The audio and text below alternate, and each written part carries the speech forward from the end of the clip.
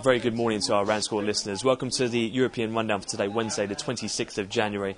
Just going through 11 o'clock now here in London, a check round the markets. And we do have higher equities, up around 1% in the core and the peripheral stock indices.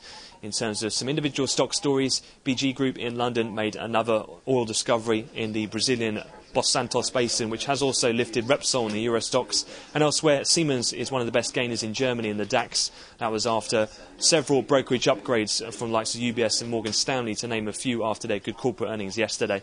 That has pressured Bund futures lower. That, coupled as well with a very poorly received 30-year bond auction from the Bundesbank, has kept Bunds down on around 30-tick loss today.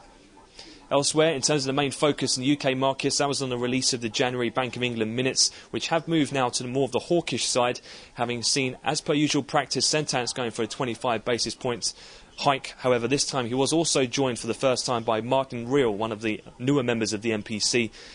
Although Potin again voted for a 50 billion QE hike, and the majority were both unchanged on the rate and APF.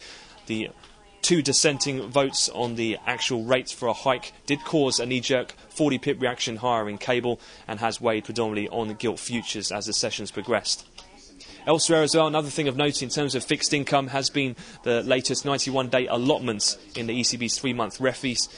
That came in at roughly around 70 billion euros, which was higher than the market was expecting. So a bigger role and more money provided to banks on a 3-month basis from the ECB did cause a bit of a lift to the Euribor strip, and also has weighed a little bit on euro-dollar. However, that price action in the major pair is contained on the option expiry today at 137.00.